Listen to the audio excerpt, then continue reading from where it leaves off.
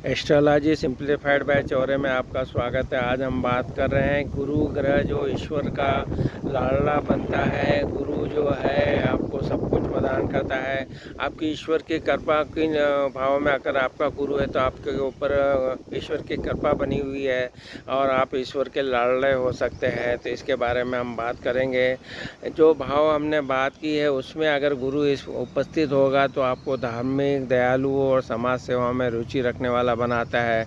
हम बात कर रहे हैं पांचवें भाव के बारे में।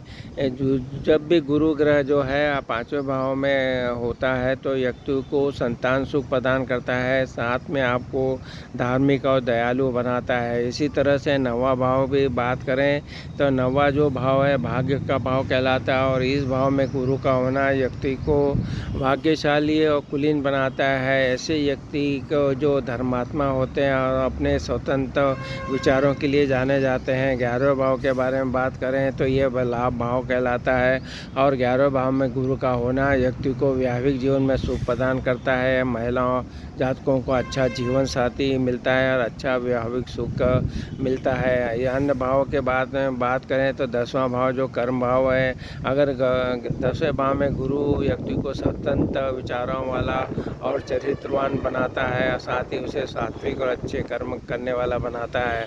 7वें भाव के बारे में जो वैवाहिक जीवन का है, 7वें भाव में गुरु व्यक्ति को धन और यश प्रदान करता है, साथ ही यह दयालु और बुद्धिमान भी बनाता है।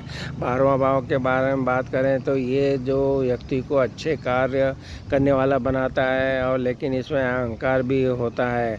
इस तरह से हमने देखा कि जो आपको गुरु जो इन भावों में बैठकर आपको ईश्वर का लाडला बनाता है और आपके ईश्वर की आपके ऊपर कृपा बनी रहती है। तो आप देख सकते हैं, अपनी कुंडली का विश्लेषण कराइए और देखिए कि क्या आपका गुरु इन भावों में बैठा है। अगर ये उच्च का होता है, सौर राशि, मित्र राशि का होता है तो ये बहुत ही ज़्यादा अच्छे फल देता है। जितना गुरु बलवान होगा, जो हमने फलों की बात की, आपके ईश्वर के उतने करीब रहेंगे और आप ईश्वर के लाडला बनते जाएंगे। तो आपको देखना है कि अपनी कुंडली में अगर आप जो बातें हमने बताई है उसको आप अध्ययन कीजिए।